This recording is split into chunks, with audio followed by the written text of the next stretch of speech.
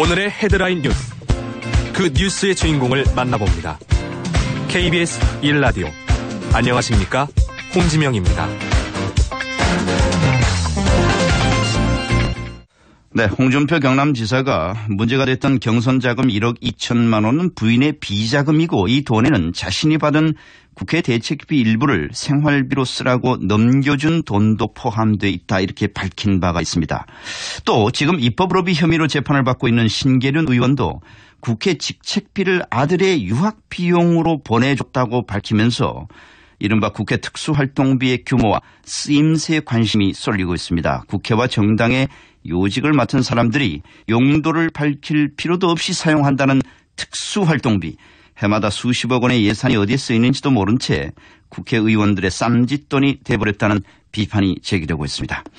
국회 대책비 또는 직책비라는 게 뭔지, 누가 어떻게 책정하고 어떻게 쓰이는지 좀 알아보겠습니다. 새정치연합의 전 의원이시죠. 이용섭 한반도 미래연구원장이 전화 연결되어 있습니다. 안녕하십니까? 오랜만입니다. 예, 안녕하십니까? 네. 국회 대책비라는 게 뭡니까? 이게 국회 사무처는 국회 대책비라는 예산 항목이 없다고 그러거든요. 그렇습니다. 이 홍준표 지사가 얘기한 국회 대책비의 공식 명칭은 특수활동비입니다. 아하. 그렇기 때문에 예산상에는 국회 대책비란 말이 나오지가 않죠. 예. 그러면 특수활동비라는 건 또 뭡니까? 이 특수활동비란 것은 정보 수집이나 사건 수사와 같은 기밀 유지가 요구되는 국정 수용 업무가 있지 않겠습니까? 예. 이런 데 소요되는 경비를 말합니다. 그렇기 때문에 특수활동비는 모든 국가기관에서 쓸 수 있는 돈이 아니고 예. 기밀 유지가 요구되는 정보 업무나 수사 업무를 담당하고 있는 국가정보원, 국방부, 경찰청, 법무부 이런 18개 기관의 예산에만 올라가 있고요. 예. 그러다 보니까 일반 국민에게는 잘 알려져 있지 않습니다. 어허. 그래서 지난해 네. 그 특수활동비 예산이 우리나라 전체로 한 8,671억 원이었어요. 예. 이제 가장 많이 사용한 것은 업무 특성상 국가정보원 아니겠습니까? 그렇겠죠. 네. 이제 전체의 54%에 해당하는 4,712억 원을 사용을 했고요. 네. 지금 문제가 되고 있는 국회는 금년에 약 84억 원의 특수활동비가 이제 편성이 돼 있습니다. 네. 근데 문제는 특수활동비가 다른 예산 지출 항목과 다른 점은 예. 이 영수증을 첨부하지 않고 사용할 수 있다는 점입니다. 아하. 그러니까 이처럼 사용처를 밝히지 않아도 되기 때문에 언론 같은 데서 검은 예산이다, 검은 돈이다 이렇게 불려지고 있는 것이죠. 자, 아까 말씀대로 이게 무슨 정보 수집이라든지 이런 데 필요하다는데 국회의원 본연의 활동이라면 의정 활동, 위원회 활동을 통해서 입법이나 정책을 개발하는 건데 국회의원이 무슨 국민들 모르는 비밀 정보 같은 걸 이렇게 취급할 이유가 있습니까? 이게 필요한 겁니까? 맞습니다. 그래서 국회가 과연 이런 특수활동비가 필요한 것인지 이것에 대한 근본적인 검토가 저는 있어야 된다고 보고요. 예. 그리고 지금 국회가 특수활동비가 이제 84억 원이라고 제가 말씀을 드렸지 않습니까? 네. 그러면 이게 누구에게 지급하고 있는지 공개가 안 되고 있어요. 그런데 그 내용을 보면 국회의장, 부의장, 그리고 18개 상임위원회 위원장, 네. 그리고 각종 특별위원회 위원장, 그리고 양당 원내대표 이런 분들한테 지급을 하고 있거든요. 네. 그러면 이분들이 이런 거액의 특수활동비를 어디에 쓰느냐가 핵심인데 그런 것도 이제 분명하게 지금 밝혀져 있지 않는 것이죠. 아하. 자, 문제는 홍준표 경남지사, 새정치연합의 신계륜 의원이 특수활동비 일부를 사적인 용도로 사용했다라는 건데 어떻습니까? 이게 이 사적인 용도로 사용할 수 있는 건지 없는 건지 특수활동비의 사용처를 규정한 무슨 그런 근거 같은 건 없습니까? 근거가 있죠. 기획재정부에서 발표하는 그 예산 및 기금 운영 계획 집행 지침에 보면 예. 분명하게 그 내용이 나와 있거든요. 아하. 그러니까 아까 제가 말씀드린 대로 기밀 유지가 요구되는 정보 및 사건 수사, 예. 기타 이에 준하는 국정 수행 활동에 직접 소요하는 경비다. 이렇게 돼 있기 때문에 예. 이것은 설령 영수증을 제출하지 않는다 하더라도 네. 그 업무에 써야 되는 것이죠. 그렇기 때문에 아까 홍준표 지사와 신계륜 의원 말씀하셨는데 네. 특수활동비를 사적으로 써도 문제가 없는 것처럼 생각하는 것 같은데 이것은 매우 잘못된 것입니다. 아하. 그러니까 예산 집행 지침에서 특수활동비를 영수증 없이 쓸 수 있도록 한 것은 예. 사적으로 써도 괜찮다는 얘기가 아니고 공적 목적으로 쓰는 것을 전제로 하되 네. 이 기밀을 요하는 정보나 수사 업무의 특성상 구체적인 상처를 제시하지 않아도 된다 하는 그런 의미거든요. 네. 그렇기 때문에 본인들이 개인적인 목적을 위해서 사용했다고 스스로 시인한다면 네. 논란의 여지가 있기는 하지만 횡령 등 법적인 처벌도 가능하다고 생각이 들고요. 네. 저는 사태가 이 지경에 이른 데에는 국회에도 책임이 있다고 생각을 합니다. 예. 그러냐면 예산 지침에서 규정하고 있는 것처럼 특수활동비 집행의 투명성을 제고하고 내부 통제를 강화하기 위해서는 이 집행 절차와 집행 방식에 관해서 국회가 자체 내부 지침을 만들거든요. 예. 그리고 이런 내용을 알려주었어야 하는데 이런 노력을 전혀 하지 않은 것 같아요. 그러다 보니까 국회가 특수활동비의 개인적인 사용을 용인하는 것으로 비춰졌고 예. 이 두 분을 포함해서 다른 분들도 큰 문제의식을 갖지 않고 사적으로 사용하고 있는 것 같은데요. 그러나 이것은 도덕적으로도 용인될 수 없고 네. 법적으로도 문제가 분명히 있는 것이죠. 횡령 얘기가 나왔을 때 홍준표 지사가 이렇게 해명을 했어요. 이 국회 대책비 그러니까 특수활동비의 가운데에는 그 내용은 급여 성격의 직책수당 당시 그러니까 여당의 원내대표로서 직책수당 급여 성격의 직책수당이 있고 이거는 개인적으로 써도 된다 이렇게 해명을 했거든요. 어떻게 받아들이십니까? 지금 국회의원들이 받는 직책수당은 이 특수활동비에서 나가는 게 아닙니다. 예. 특수활동비는 직책수당이나 봉급하고는 전혀 별개로 아까 말씀드린 것처럼 기밀 유지가 되는 정보나 사건 수사 네. 이런 업무를 하도록 나가는 것이기 때문에 여기에 쓰는 게 맞는 것이죠. 예. 이용섭 원장께서도 18대 19대 국회의원 또 장관도 하셨는데 그때도 혹시 특수활동비 받아보신 적 있습니까?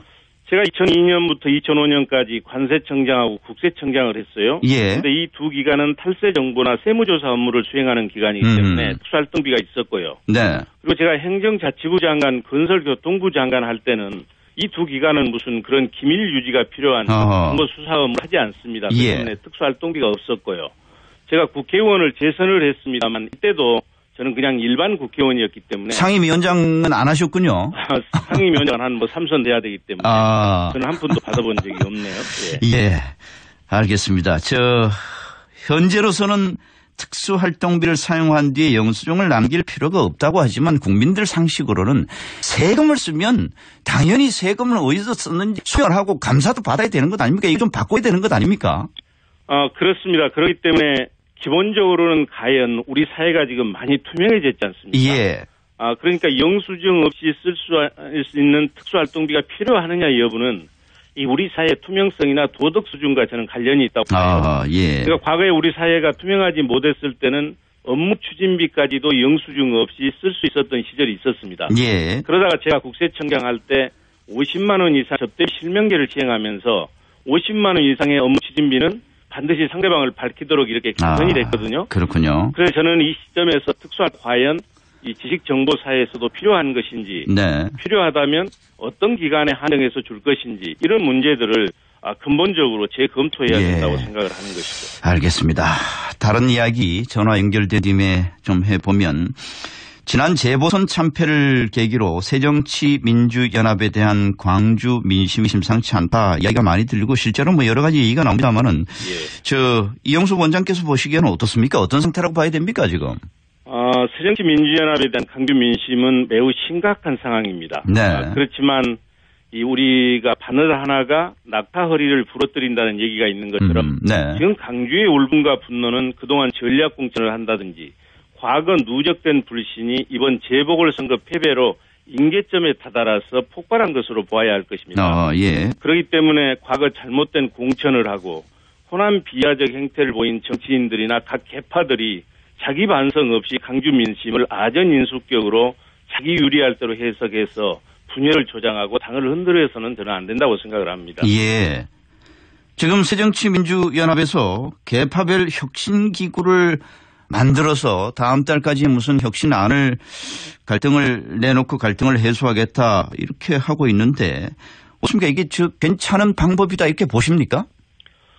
저는 신뢰가 무너져서 그렇다고 생각은 하지만 혁신기구 출범에 대해서도 미리 시간 끌기라고 예단하지 말고 네. 저는 각 계파들의 수장들이 진정성을 가지고 가능한 노력들을 먼저 하게 하는 이런 자세가 필요하다고 생각을 합니다. 네. 왜 그러냐면 오늘 이 새정치민주연합에 대한 지지율 추락이나 지지자 이탈은 이번 보궐선거에서 패배한 것도 큰 이유가 되겠지만 예. 보다 본질적인 이유는 지도부는 기득권의 연연한 모습을 보이고 있고 네. 비주류는 수습보다는 뭔가 흠만 있으면 자꾸 늘어지려고 하는 이런 분열적 모습에 국민들이 더 실망하고 있다고 생각을 합니다. 그리고 지금 총선이 1년도 남지 않았고 대선이 2년도 남지 않은 이 시점에서 지도부를 바꾸는 것만이 책임을 묻는 최선의 방안인지 그리고 그 방안만을 고집하는 것이 과연 선당 후사의 길인지 우리 모두가 냉철하게 생각해 볼 때라고 생각을 합니다. 그러니까 문재인 대표의 책임론, 문재인 대표의 사퇴론에 대해서는 조금 부정적인 생각을 갖고 계시군요. 이제 보궐선거 네 곳을 전패한 것은 여러 가지 이유가 있기는 하지만 문재인 대표를 비롯해서 당 지도부에게 가장 큰 책임이 있고 그래서 책임을 묻는 것은 당연한 것이죠. 그렇지만 방금 말씀드린 것처럼 지도부를 바꾸는 것만이 능사냐 이 문제에 대해서는 2017년 정권교체라고 하는 더 큰 목표를 앞두고 잘 생각해 봐야 된다는 네.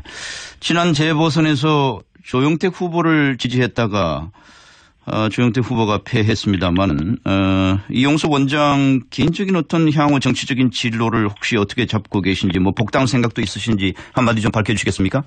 저는 실은 지난해 새정치민주연합은 저에게 많은 고통과 아픔을 주었고 저를 버렸습니다. 네. 그렇지만 저는 새정치연합을 버릴 수가 없었습니다. 왜 그러냐면 어찌됐든 2017년 정권교체를 하는 것이 새로운 세상을 만들기 위한 민주 진보 진영의 가장 큰 꿈이고 그 꿈을 이루려면 새정치민주연합을 통하지 않고서는 어렵다는 게 제 생각입니다. 네. 특히 새정치연합은 호남인들의 눈물과 한숨으로 키운 정당이고 문제가 있단다면 고쳐서 써야지 이걸 버릴 세상은 아니거든요. 네. 그렇기 때문에 강한 여당이 있어야 튼튼한 야당이 있어야 튼튼한 여당이 있는 것처럼 새정치연합이 빨리 정신을 차렸으면 좋겠고요. 네. 저의 복당 문제는 좀 더 시간을 두면서 생각을 해보겠습니다. 알겠습니다. 네. 오늘 아침 시간 내주셔서 감사합니다.